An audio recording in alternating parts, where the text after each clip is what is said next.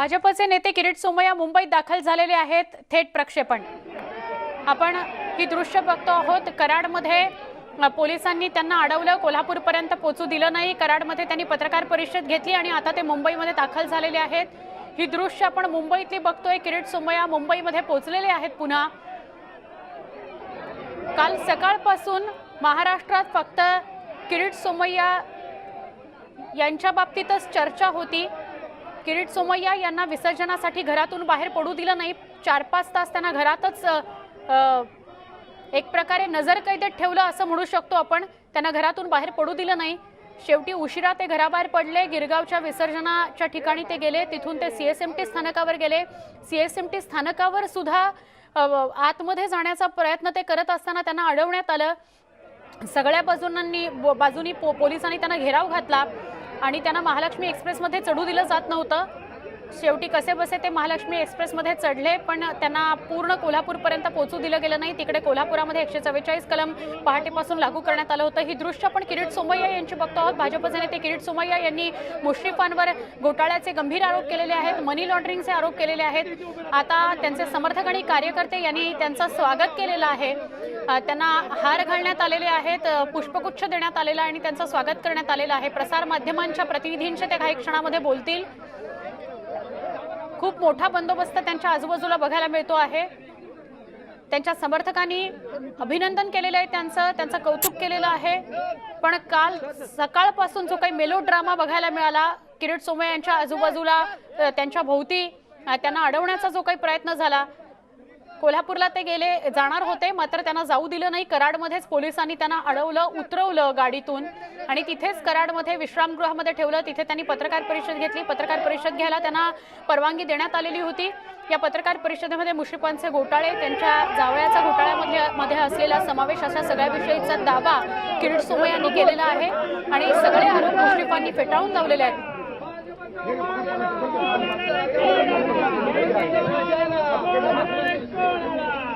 संभाल के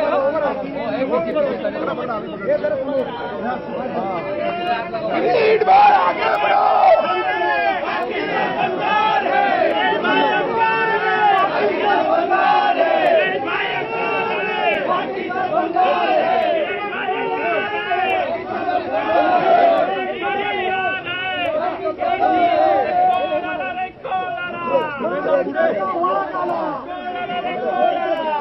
किरीट सोमय्या त्यांच्या मुलुंड इथल्या निवासस्थानी दाखल झालेले आहेत। निवासस्थानाबाहेर कार्यकर्त्यांची जमलेली गर्दी आपण बघतोय। त्यांच्यावर अभिनंदनाचा वर्षाव केला जातोय। किरीट सोमय्यांच्या नावाचा जयघोष केला जातोय।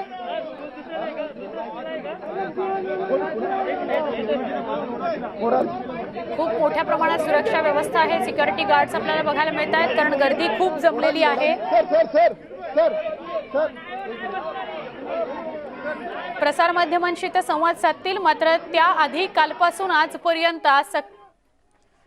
पर्यंत काय घडामोडी घडल्या ते आपण बघितले। आमचे प्रतिनिधी तुषार रुपनवर यांच्याशी अधिक बोलूया। तुषार, काय सांगशील? निवासस्थानी म्हणजे मुलुंडमध्ये पुन्हा दाखल झालेले आहेत किरीट सोमय्या। ही प्रचंड गर्दी त्यांच्या कार्यकर्त्यांची, समर्थकांची आपण बघतो आहोत। एक्सक्लुझिव्ह न्यूज 18 लोकमतवर ही दृश्य तुझ्या माध्यमातून प्रेक्षक बघू शकतात। काय सांगशील अधिक?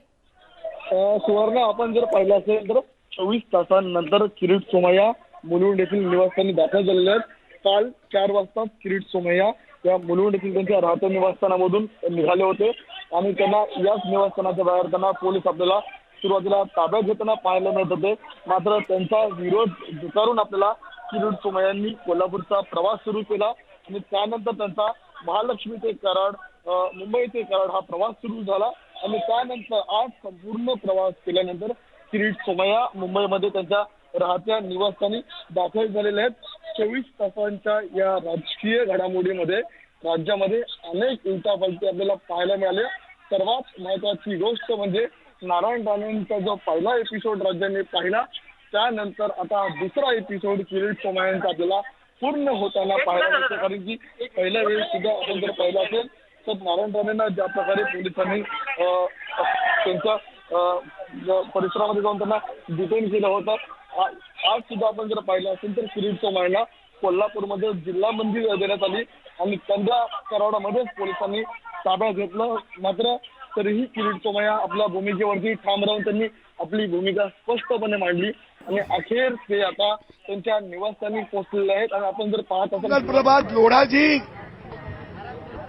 इथे उपस्थित सगळे कार्यकर्ता बंधू भगिनीनो आणि पत्रकार मित्रों, एक लंबी लड़ाई की शुरुआत हुई है आणि ही जी सुरुवात झाली आहे ती क्रांती आहे.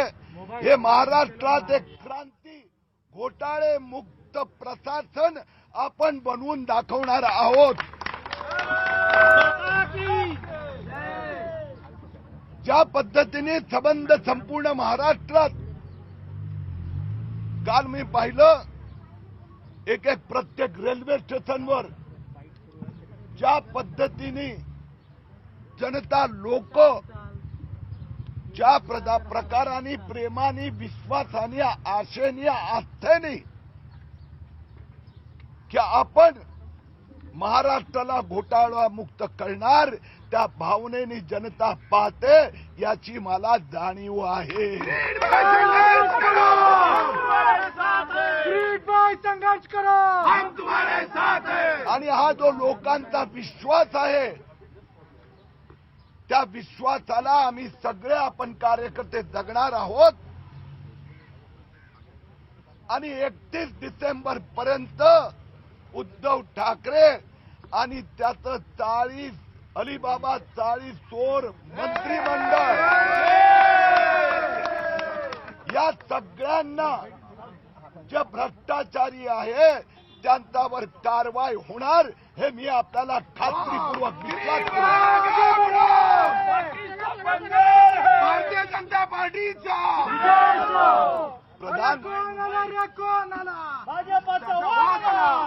प्रधानमंत्री नरेंद्र मोदी जी ने भ्रष्टाचार मुक्त भारत बनाया और उद्धव ठाकरे की सरकार ने भ्रष्टाचार युक्त महाराष्ट्र का निर्माण किया.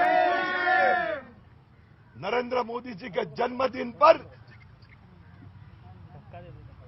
एक दिन में 2.5 करोड़, एका दिवसात 2.5 कोटी लोकांचं वॅक्सिनेशन करण्याचं काम हे फक्त नरेंद्र मोदीजीच करू शकतात. भारतीय जनता पार्टी एका बाजूला मोदी सरकार 2.5 कोटी वॅक्सिनेशन लसीकरण एका दिवसात करते. बघता बघता 100 कोटीचं लक्ष्य आपण आता पूर्ण करणार. मोफत लसीकरण.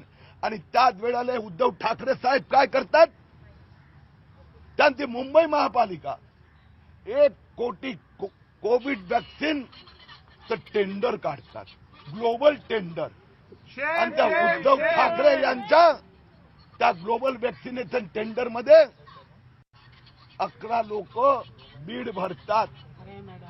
आणि त्या 11च्या 11 बीड त्या सगळ्या कंपन्या हे बोगस कंपन्या होता हे किरीट सोमय्यांनी सिद्ध करून दाखवलं. आणि हे घोटाळेबाज मुंबई महापालिका, उद्धव ठाकरे सरकार यांना हे टेंडर रद्द करावं लागलं. एका बाजूला कोविड वॅक्सिन मोफत देण्याची मोदी सरकार व्यवस्था करते आणि दुसऱ्या बाजूला उद्धव ठाकरे सरकार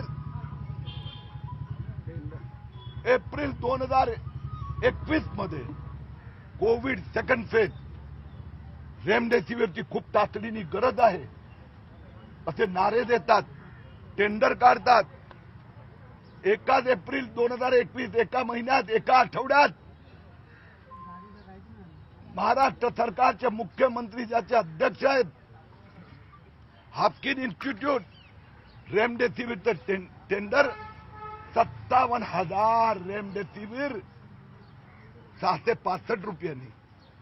आणि त्याच वेळेला मुंबई महापालिका ज्याचं नेतृत्व शिवसेना उद्धव ठाकरे करतात 1665 रुपयांनी, 1665 एकच रेमडेसिवीर. महाराष्ट्राला घोटाळे मुक्त करणार असं म्हणतायत किरीट सोमय्या. मुंबईमध्ये परतल्यानंतर ते त्यांच्या निवासस्थानाखाली होते, मुलुंडमध्ये, आणि तिथून ते पत्रकारांशी संवाद साधत होते. फडणवीस सरकारच्या काळातील फाईल्स तयार आहेत. मविया सरकार भाजपचे घोटाळे बाहेर काढणार आहे, भाजपच्या आरोपांना जशास तसं उत्तर दिलं जाणार आहे, असं काँग्रेसचे प्रदेशाध्यक्ष नाना पटोले म्हणतात। नाना पटोले यांनी ही काँग्रेसची भूमिका मांडलेली आहे। म्हणजे एका बाजूला किरीट सोमय्या किंवा इतर सगळे नेते हे मविया सरकारमधल्या लोकांचे नेत्यांचे घोटाळे बाहेर काढण्याची भाषा करत असताना किंवा त्या संदर्भात आरोप प्रत्यारोप सुरू असताना फडणवीस सरकारच्या काळातील फाईल्स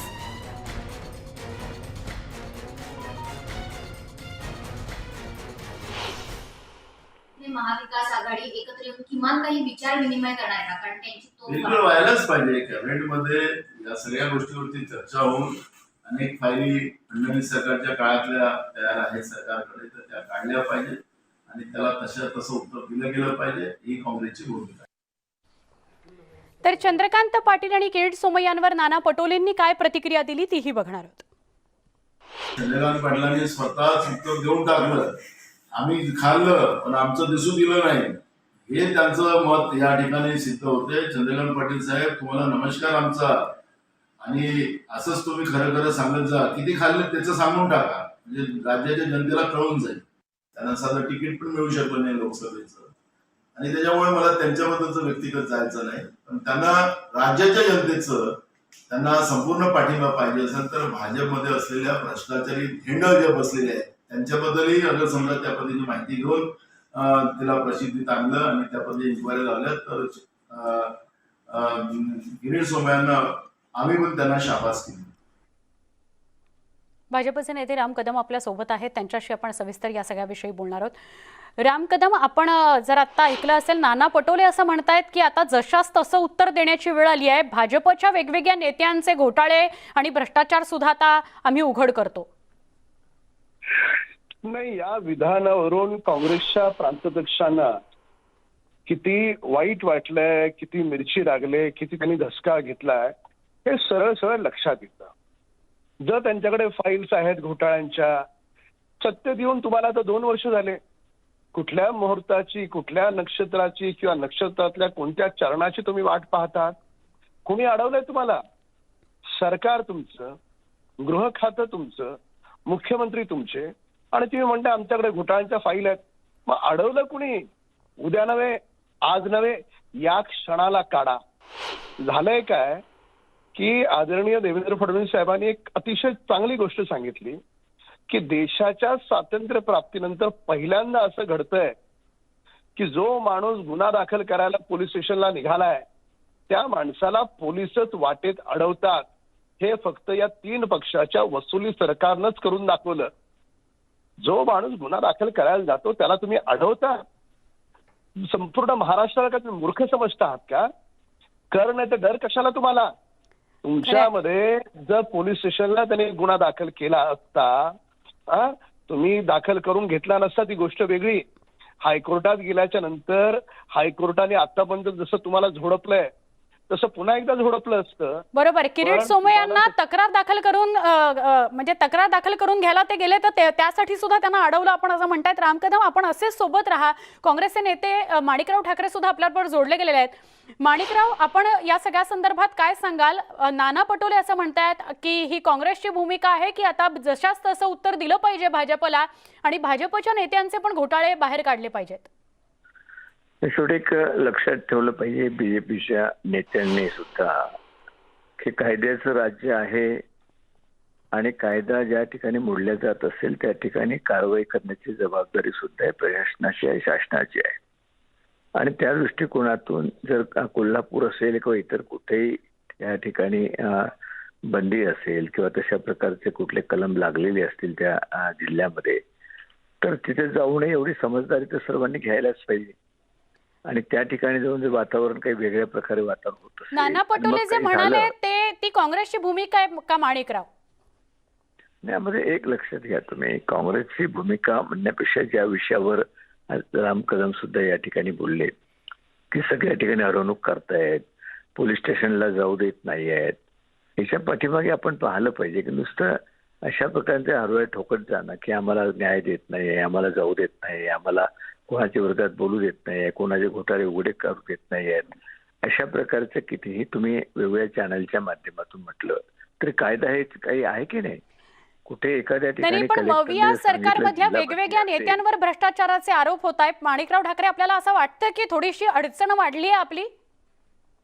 नाही नाही, विषय हे पहा, याच्यामध्ये कसं टार्गेट करून कुठले अप्रूव्ह झालेत का गुन्हे, याच्यामध्ये सिद्ध झालेत का, आता कुठेतरी त्यांच्यावर गुन्हा दाखल करावा अशा प्रकारे एखाद्याने मागणी करणं आणि ते सुद्धा विरोधी पक्षातील लोकांनी अशा प्रकारचं हेतू ठेवून त्यामध्ये अशा प्रकारच्या कारवाईचा एक वातावरण तयार करणं. आपण हाच वाटतं विषय की- राम कदमांना विचार. राम कदम, माणिकराव ठाकरे तर असं म्हणतात की अशा प्रकारे बेछूट आरोप केले जातात, कुठे सिद्ध झालेत पण ते?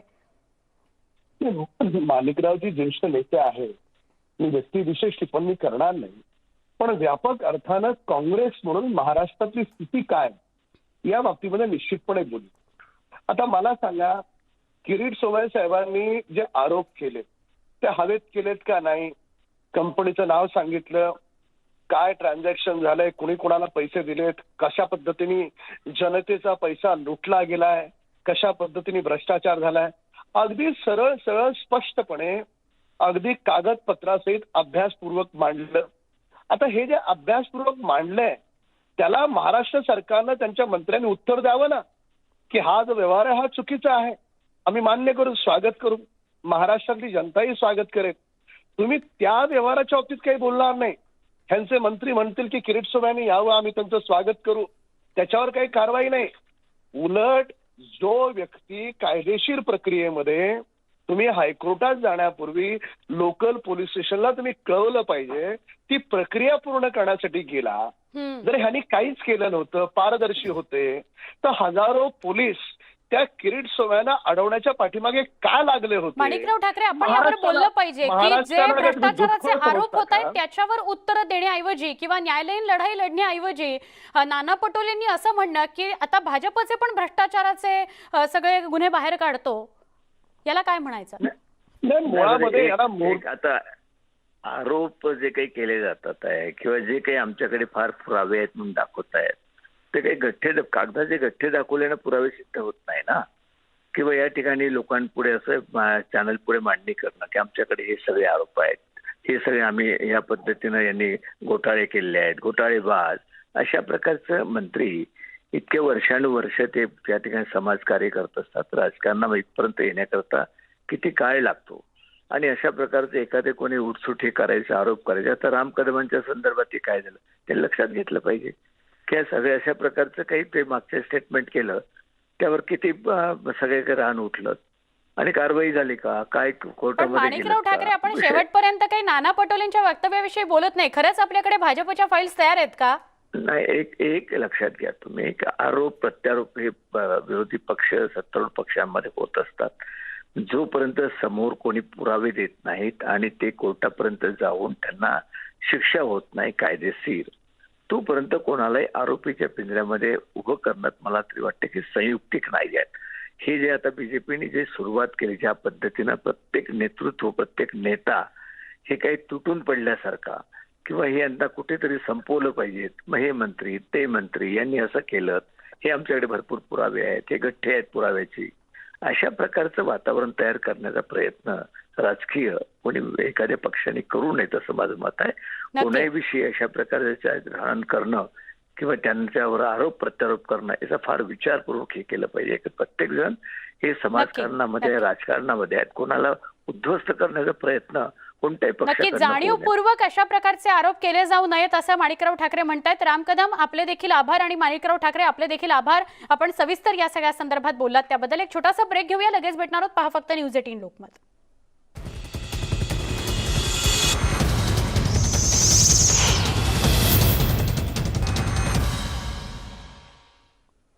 बुलेटिनमध्ये पुन्हा एकदा स्वागत. राजीव सातव यांच्या निधनानंतर रिक्त झालेल्या राज्यसभेच्या जागेवर काँग्रेस 2 दिवसांमध्ये उमेदवारांची घोषणा करण्याची शक्यता आहे. मुकुल वासनिक, रजनी पाटील, प्रज्ञा सातव, मिलिंद देवरा, राजीव शुक्ला यांच्या नावाची उमेदवारी करता चर्चा सुरू आहे. त्यामध्ये रजनी पाटील यांचं नाव आघाडीवर आहे. राज्यपाल नियुक्त 12 आमदारांच्या यादीत रजनी पाटील यांचं नाव आहे. त्यामुळे प्रज्ञा सातव यांना विधान परिषद देऊन रजनी पाटील यांना राज्यसभा देण्यावर काँग्रेसचा विचार सुरू आहे. तर मुकुल वासनिक यांच्या नावाला विदर्भातील काही काँग्रेस नेत्यांनी विरोध केलेला आहे. पी चिदंबरम यांना महाराष्ट्रातून राज्यसभा दिल्यानं राजीव शुक्ला यांना देण्याची शक्यता कमी झालेली आहे.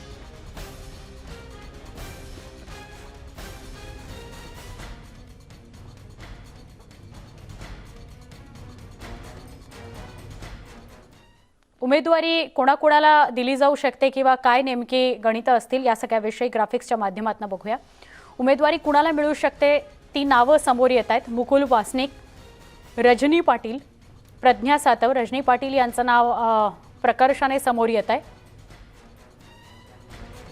प्रज्ञा सातव यांना विधान परिषद दिली जाऊ शकते आणि रजनी पाटील यांच्या नावाची चर्चा आहे.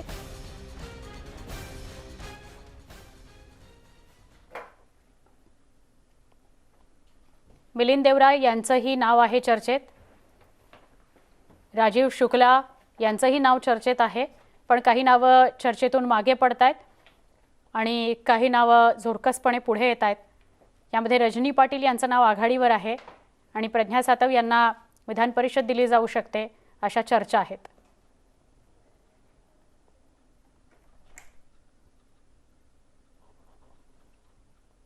राजीव सातव यांच्या निधनानंतर रिक्त झालेल्या जागेवर काँग्रेस 2 दिवसामध्ये निर्णय घेणार आहे आणि त्यासाठी उमेदवारांची नावं समोर येत आहेत. ती उमेदवारांची नावं मुकुल वासनिक, रजनी पाटील, प्रज्ञा सातव, राजीव शुक्ला, मिलिंद देवरा ही सगळी नावं चर्चेत आहेत आणि रजनी पाटील हे नाव आघाडीवर आहे. रजनी पाटील यांचं नाव खरं तर 12 संभाव्य आमदारांच्या यादीत आहे, पण रजनी पाटील यांना राज्यसभा देऊन प्रज्ञा सातव यांना विधान परिषदेवर घ्यावं अशा सगळ्या चर्चा समोर येत आहेत. आमच्या प्रतिनिधी स्वाती लोखंडे यांच्याशी आपण अधिक बोलणार आहोत. स्वाती, काय सांगशील या सगळ्या घडामोडींविषयी? राजीव सातव यांच्यानंतर त्यांच्या जागी रजनी पाटील यांचं नाव आघाडीवर असल्याचं समजतंय. नक्कीच, आणि याच नावावर कदाचित येत्या 2 दिवसात शिक्कामोर्तब होऊ शकतं. काँग्रेसचे प्रदेशाध्यक्ष यांनी काही वेळापूर्वी असंही सांगितलं की 2 दिवसात या कोण नेमका उमेदवार आहे त्याची नाव घोषणा होऊ शकते. पण रजनी पाटील या नावावर शिक्कामोर्तब असल्यासारखंच आहे आणि कदाचित एखाद दिवसात या नावाची घोषणा होऊ शकते. आपण जर बघितलं की राजीव सातव यांच्या निधनानंतर जी राज्यसभेची जी जागा रिकामी झाली आहे तिथे नेमकी उमेदवारीसाठी अनेक जण उत्सुक आहेत. मग मुकुल वासनिक पण आहेत, त्याच्यामध्ये राजीव शुक्ला आहेत आणि स्वतः सातव यांच्या पत्नी आहेत प्रज्ञा सातव, त्याही खरं तर इच्छुक आहेत. पण एकूणच काँग्रेसमध्ये एक असा मतप्रवाह आहे की प्रज्ञा सातव यांना विधान परिषदेची उमेदवारी द्यायची आणि त्याऐवजी रजनी पाटील यांना राज्यसभेची उमेदवारी द्यायची अशी आतापर्यंतची भूमिका आहे आणि याच नावावर शिक्कामोर्तब होऊ शकते. रजनी पाटील यांनी काही दिवसांपूर्वीच म्हणजे जी काँग्रेस अंतर्गत, जी पक्षांतर्गत जी काही कामाबाबत त्यांची नाराजी आहे ती पण बोलून दाखवली होती राहुल गांधींना आणि ही नाराजी पण दूर करण्याचा प्रयत्न असेल की त्यांना ही उमेदवारी द्यायची. त्या स्वतः जम्मू काश्मीरच्या प्रभारी आहेत आणि त्याच कार्यक्रमादरम्यान त्या राहुल गांधीशी त्यांनी खरं तर सगळ्यांसमोरच आपली नाराजी होती ती व्यक्त केली होती. त्यामुळे कुठे ना कुठेतरी म्हटलं होतं की त्यांची नाराजी दूर करण्यासाठी रजनी पाटील या नावावर शिक्कामोर्तब होईल आणि काही तासातच किंवा काही दिवसातच, एखाद दिवसात या नावावर शिक्कामोर्तब होऊ शकते. नक्की, पण म्हणजे मुकुल वासनिक, राजीव शुक्ला, मिलिंद देवरा यांची नावं पूर्णपणे मागे पडली असं स्पष्ट होत आहे. स्वाती, खरं तर या नावाबाबत जसं आता आपण म्हटलो की ही उमेदवार कुणाला नेमकी मिळेल किंवा कुणाला दिली जाईल याबाबत चर्चा होती. पण मुकुल वासनिकांचं जर पण म्हणजे जर राजीव शुक्लांचं म्हटलं तर आधीच पी चिदंबरम यांना महाराष्ट्रातनं राज्यसभेची उमेदवारी दिलेली आहे, त्यामुळे आणखी एक दिली जाईल असं वाटत नाही. त्यामुळे राजीव शुक्ला यांचं नाव तरी या चर्चेतून बाद झालेलं बघायला मिळतंय. जसं आपण प्रज्ञा सातवांबद्दल बोलू की त्यांना विधान परिषदेची उमेदवारी दिली जाईल आणि ज्या पद्धतीनं मागच्या काही दिवसांमधल्या घडामोडी घडलेल्या आहेत म्हणजे पक्षांतर्गत जी दुफळी आहे, पक्षांतर्गत जी नाराजी आहे ती स्पष्टपणे रजनी पाटील यांनी बोलून दाखवलेली आहे आणि त्यांची नाराजी हा दूर करण्याचा कदाचित हा प्रयत्न असू शकतो. या नावाची चर्चा खूप आघाडीवर आहे, हे नाव खूप आघाडीवर आहे या सगळ्यांच्या यादीमध्ये. पण नेमकं शिक्कामोर्तब यावर होईल हे नक्की आहे, पण हे कधीपर्यंत सांगितलं जाईल याची मात्र वाट बघावी लागेल. आज नाना पटोलेंना याबाबत विचारण्यात आलं पण त्यांनी स्पष्टपणे बोलण्यास नकार दिला तरी राज्यातले जे मोठे नेते आहेत त्यांच्यामध्ये रजनी पाटील हेच एक असं नाव आहे की ज्याच्यावर शिक्कामोर्तब होऊ शकतंय. नक्की. स्वाती, तू अशी सोबत राहा. आपल्याबरोबर काँग्रेसचे ज्येष्ठ नेते हुसेन दलवाई सर सुद्धा जोडले गेलेले आहेत. हुसेन दलवाई सर, तुम्ही काय सांगाल? आत्ता जी नावं समोर येत आहेत किंवा ज्या नावांची चर्चा होतीये राज्यसभेसाठी, त्यात रजनी पाटील यांच्या नावावर शिक्कामोर्तब होऊ शकतं असं अशी एक चर्चा समोर येते. तुम्ही काय सांगाल? असं काय सांगता येणार नाही. शेवटी हा निर्णय आहे ना, अंतिम निर्णय हा आमचं हायकमांड घेत असतं. सोनियाजी जे सांगतील ते नाव आमच्याकडे पक्क होतं आणि ते नाव पक्क झालं की त्या संबंधात काही प्रश्न नाही. राज्यसभेच्या संबंधामध्ये निर्णय घेताना हा त्याच्यामध्ये राज्याची फार ढवळाढवळ असत नाही. राज्य हे जे सांगतील, आमचं हायकमांड जे सांगेल बरोबर ते पूर्णपणे मान्य केलं जातं. आता तिथे रजनीताईंचा जिथे प्रश्न आहे तर रजनीताईंना मागच्या वेळेला हे दिलेलं गेलं होतं राज्यसभा, पण ती पूर्ण टर्म त्यांना मिळाली नाही. त्यांना काही 3-3.5 वर्षच मिळाली. त्यामुळे त्यांना पूर्ण टर्म मिळाली नाही. ही खंत त्यावेळेला सोनियाजींनी बोलून दाखवली होती की त्यांना मला देता आली नाही. त्याच्याबद्दल त्यांनी दुःख व्यक्त केलं होतं. त्यामुळे कदाचित त्यांनाही मिळू शकते, पण कुणालाही मिळालं तरी मतभेदाचे मोठे काही राहणार नाही. नक्की. हुसेन सर, आभार. आपण न्यूज 18 लोकमतशी बोललात त्याबद्दल. स्वाती, आपले देखील आभार. आपण अधिक माहिती दिली त्याबद्दल. पण हायकमांडच काय तो निर्णय घेईल आणि त्यांचा निर्णय हा अंतिम असेल, त्यावरून कुठलेही मतभेद राहणार नाहीत, असणार नाहीत. पण रजनी पाटील यांना त्यांची आधीची राज्यसभेची टर्म पूर्ण करता आलेली नव्हती आणि ही खंत सोनियाजींनी स्वतः बोलून दाखवली होती, म्हणून रजनी पाटील यांचं प्राथमिकतेने नाव समोर येत आहे. बातमी मुंबईतून आहे. वर्सोवा इथं गणपती विसर्जनादरम्यान काल 5 जण बुडाल्याची माहिती मिळत होती. त्यातील 2घांना वाचवण्यात यश आलेलं आहे. 2घांचा मात्र मृत्यू झालेला आहे. एकाचा शोध अजूनही सुरू आहे. मुंबई पोलीस दलातले मनोज पोहणेकर यांच्या प्रसंगावधानतेमुळे 2घांचे जीव वाचवण्यात यश आलेलं आहे.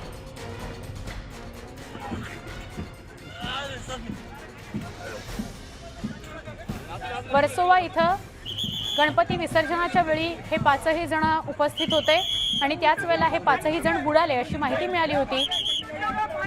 पोलीस दलातले मनोज पोहणेकर यांच्या प्रसंगावधानतेमुळे 2घांचा जीव वाचला. 2घांचा मृतदेह सापडलेला आहे. एकाचा शोध अजूनही सुरू आहे.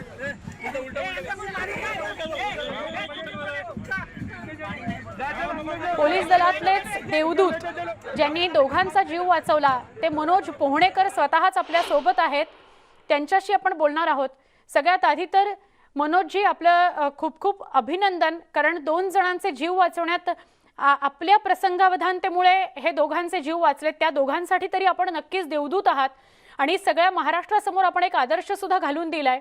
2घांचा जीव वाचला नाही, एकाचा अजूनही शोध सुरू आहे. पण नेमकी काय घडामोड घडली? तुमच्या कधी लक्षात आलं की या 2घांना वाचवायची गरज आहे, ते बुडतायत? काय सांगाल तो प्रसंग?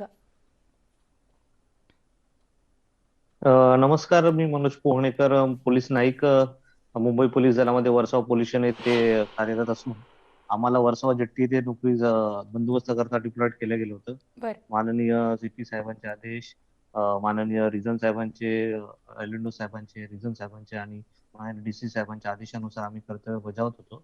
परंतु ज्या वेळेला आम्ही पर्टिक्युलर आमचे सिनियर साहेबांनी इमल्शन पॉइंट ज्याप्रमाणे जिथे डिप्लॉयड केले होते तिकडे न जाता काही गणपती लोक घरगुती गणपती घेऊन दुसऱ्या ठिकाणी गेले आणि समुद्रावरती अशा प्रकारची घटना घडली.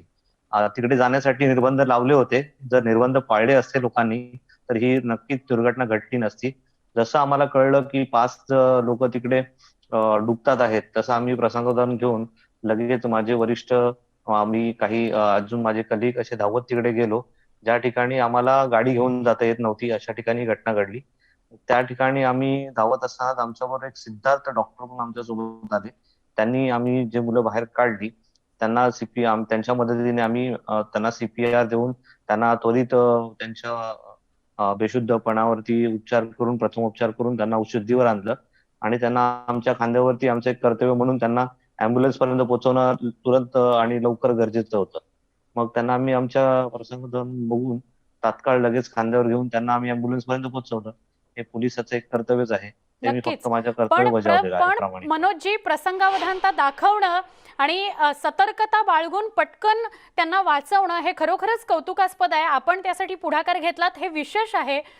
मनोजजी, आपल्याला लक्षात कधी आलं की हे 5ही जण बुडतायत किंवा हे अशा ठिकाणी गेलेले आहेत जिथे जाण्यास मज्जाव करण्यात आलेला होता? त्या कुणालाच पोहता येत नव्हतं का? काय काही कळू शकले त्यांच्याकडून? अगदी बरोबर आहे.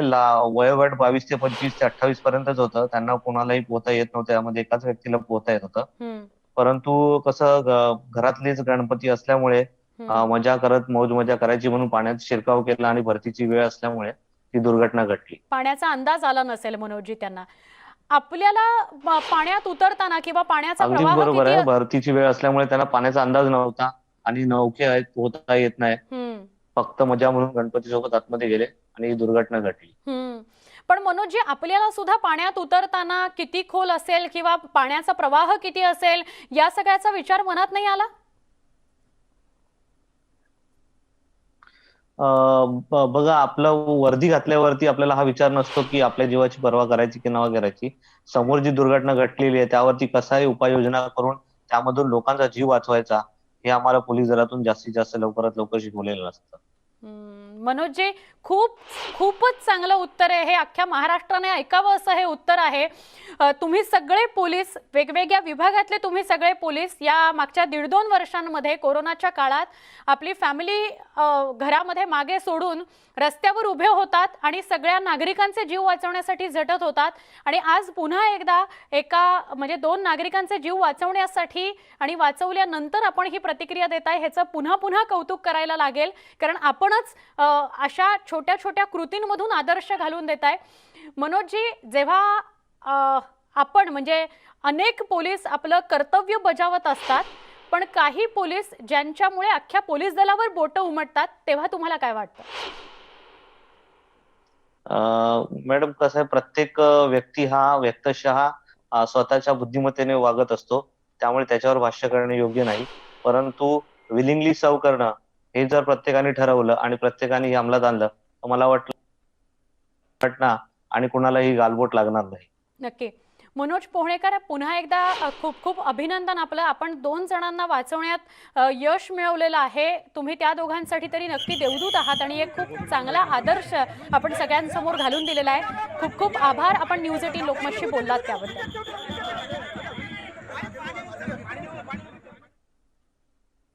बातमी आहे गडचिरोलीमधून.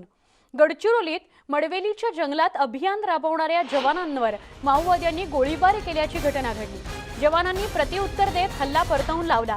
दरम्यान या मडवेलीच्या जंगलात काल संध्याकाळी माओवाद्यांचे मोठं प्रशिक्षण शिबिर C60 कमांडोज पथकानं उधळून लावलं. जवानांना लक्ष्य करण्याकरता शिबिरालगतच्या रस्त्यावर माओवाद्यांनी IED आणि कुकर बॉम्ब लावून ठेवलेले होते, पेरून ठेवलेले होते. पण जवानांनी सतर्कता दाखवली आणि ते नष्ट केले आणि माओवाद्यांचा जो कट होता तो उधळून लावला. ही काल संध्याकाळची घटना आहे. अजूनही जवानांचं जंगलामध्ये अभियान सुरूच आहे. या सगळ्याविषयी अधिक बोलूया आपण आमचे प्रतिनिधी महेश तिवारी यांच्याशी. महेश, या सगळ्यामध्ये म्हणजे जवानांचं जे अभियान सुरू आहे त्यातले कालपासून आजपर्यंतचे घटनाक्रम काय आहेत? काय घटना घडल्यात नेमक्या? सुवर्ण, माओवाद्यांचा विलय सप्ताह सुरू होत आहे. पीपल्स वॉर ग्रुप आणि MCC या 2 संघटनांच्या एकत्रीकरणानंतर भाकपा माओवादी ही देशपातळीवर माओवाद्यांची जी संघटना अस्तित्वात आली होती तिला आता 20 वर्षापेक्षा जास्त काळ लोटत आहे. आणि हा विलय सप्ताहाच्या पार्श्वभूमीवर माओवाद्यांचा हा विशेष एक शिबिर, प्रशिक्षण शिबिर दामरांच्या ते मन्ने राजारामच्या जंगलात होता. आणि त्यामध्ये मोठी घातपाताची घटना घडवण्यासाठी माओवाद्यांनी हे शिबिराचं आयोजन केलं होतं. त्यामध्ये काही मोठे माओवाद्यांचे बडे कॅडरचे नेते होते आणि त्या ठिकाणी 40 पेक्षा जास्त माओवादी होते. गडचिरोलीच्या SP अंकित गोयल यांना या संदर्भात माहिती मिळाल्यानंतर C60 कमांडो पथकांच्या जवानांचं या ठिकाणी कोम्बिंग ऑपरेशनसाठी पाठवण्यात आलं होतं. आणि हे जवान 2 दिवसापासून अभियान राबवत असताना काल दुपारच्या सुमारास या ठिकाणी त्यांच्यावर गोळीबार केला माओवाद्यांनी. त्या गोळीबारानंतर जवानांनी प्रत्युत्तर दिलं. त्यानंतर त्या ठिकाणी सर्चिंग ऑपरेशन राबवलं असता कुकर बॉम्ब आणि IED ठेवण्यात आलं होतं. तर ते त्या ठिकाणी जंगलातच ब्लास्ट करून त्यांनी निष्क्रिय केला जवानांनी. तोपर्यंत घनदाट जंगल असल्यामुळे माओवादी त्या ठिकाणून पळून गेले होते. मात्र त्या ठिकाणी काही साहित्य सापडलेलं आहे आणि मोठी घातपाताची योजना माओवादी तयार करत होते. मात्र अजून सुद्धा जवानांचं अभियान जंगलामध्ये सुरू आहे. तुर्तास धन्यवाद महेश, आपण ही माहिती दिल्याबद्दल. आणि एका अत्यंत महत्वाच्या बातमीकडे वळतोय, ज्याची काही क्षणापूर्वी आपण वाच्यता करत होतो, बोलत होतो, ज्याविषयी रजनी पाटील यांना उमेदवारी काँग्रेसनं घोषित केलेली आहे. राजीव सातव यांच्या रिक्त झालेल्या जागी अनेक नावं चर्चेत होती. प्रज्ञा सातव यांचं पण नाव चर्चेत होतं, पण राजीव सातव यांच्या जागी राज्यसभेवर रजनी पाटील यांना पाठवलं जाणार आहे. रजनी पाटील यांची उमेदवारी निश्चितच झालेली आहे, ती घोषितही करण्यात आलेली आहे. या घडीची सगळ्यात महत्त्वाची बातमी आहे. काही क्षणापूर्वी याविषयी बोलत होतो. न्यूज 18 लोकमत हे सांगत होतं की रजनी पाटील यांच्याच नावावर शिक्कामोर्तब होईल आणि काही क्षणामध्ये किंवा साधारण उद्यापर्यंत त्याची घोषणा होईल. स्वाती लोखंडे आमच्या प्रतिनिधी याविषयी काही क्षणापूर्वी आपल्याशी बोलत होत्या आणि त्या हे स्पष्ट करत होत्या की रजनी पाटील यांचंच नाव निश्चित झालेलं आहे, फक्त त्याची घोषणा होणं बाकी आहे. आणि न्यूज 18 लोकमतची बातमी खरी ठरलेली आहे. रजनी पाटील यांची उमेदवारी त्याच्यावर शिक्कामोर्तबही झाले आणि ती घोषितही झालेली आहे. आमचे प्रतिनिधी प्रशांत लीला रामदास यांच्याशी अधिक बोलूया. प्रशांत, न्यूज 18 लोकमत काही क्षणापूर्वी हे म्हणत होतं की रजनी पाटील यांचीच उमेदवारी निश्चित झाली आहे, फक्त त्याची घोषणा होणं बाकी आहे. आपण काय सांगाल? बरोबर, अत्यंत महत्वाचा सुवर्ण ज्या पद्धतीने रजनी पाटील यांच्या नावावरती शिक्कामोर्तब करण्यात आला आणि त्यांच्या नावाची उमेदवारी देखील घोषणा करण्यात आली. महत्वाचं म्हणजे जर बघितलं, ज्या पद्धतीने माहिती मिळते, सोनिया गांधींनी त्यांना शब्द दिला होता ज्यावेळेस त्यांची नियुक्ती झाली राज्यसभेमध्ये पहिल्यांदा, त्यावेळेस त्यांचा कार्यकाळ हा पूर्ण नव्हता, त्यांना अल्पावधीत मिळाला होता. त्यानंतर पूर्ण कालावधी मिळावा त्यांची इच्छा होती, त्यावेळेस सोनिया गांधी यांना शब्द दिला होता. त्या शब्दाच्या आधारावरती सोनिया गांधींनी रजनी पाटील यांच्या नावावरती पुन्हा एकदा शिक्कामोर्तब केल्याची माहिती पुढे आलेली आहे. ही जी पोटनिवडणूक आहे, गेल्या वेळेस देखील पोटनिवडणूक त्या निवडून आल्या होत्या, यावेळेस देखील पोटनिवडणुकीवर त्यांच्या नावानं उमेदवारी देण्यात आली आहे. सोबतच जर बघितलं सुवर्ण, महत्वाचं म्हणजे एका ओबीसी नेत्याला ज्या राजीव सातव यांच्या निधनानंतर राजीव सातव यांना जेव्हा उमेदवारी देण्यात आली तेव्हा ओबीसी नेते म्हणून त्यांना उमेदवारी देण्यात आली, पण त्यांच्या निधनानंतर ही उमेदवारी महाराष्ट्रातून कोणाला द्यावी अशी खूप चर्चा होती. राजीव शुक्लांच्या नावावरती चर्चा होती, त्यांना मुकुल वासनिकच्या नावावरती चर्चा होती, गुलाम नबी आझाद यांनाही उमेदवारी अशी शक्यता व्यक्त केली जाती.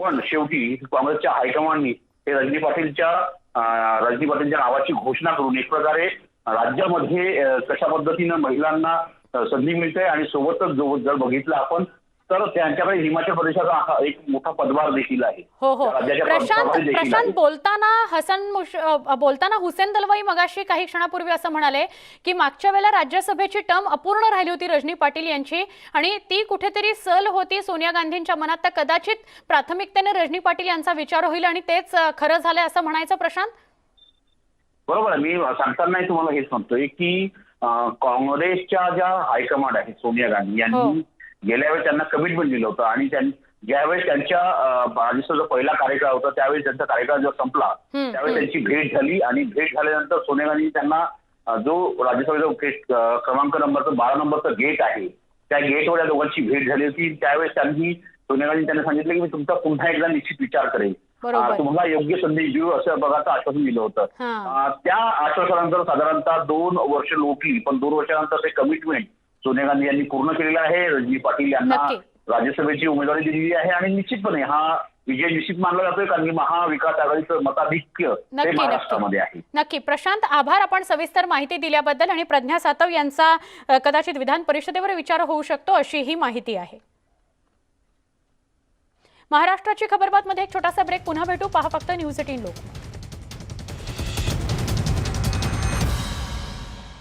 महाराष्ट्राची खबरबात मध्ये पुन्हा एकदा स्वागत. नागपुरातून बातमी आहे. नागपुरामध्ये अल्पवयीन मुली आणि महिला सुरक्षित नसल्याचं दुर्दैवी चित्र आहे. गेल्या 4 वर्षात महिला अत्याचारात सातत्यानं वाढ होती आहे. 2019च्या तुलनेमध्ये 2020 मध्ये महिला अत्याचारात वाढ झाली आहे. दुर्दैवाची बाब म्हणजे महिला अत्याचार दरात नागपूरचा क्रमांक राज्यात पहिला आणि देशात 4था आहे. एका अर्थानं महिला अत्याचारात नागपूर राज्याचे क्राईम कॅपिटल असल्याचं चित्र आहे. NCRBच्या आकडेवारीतून ही धक्कादायक माहिती समोर आली आहे. ऑटो रिक्षाज यांना शिस्ती लावण्यात हे युद्ध पातळीवर त्याबद्दल त्या विषयावर कारवाई सुरू करण्यात आलेली आहे.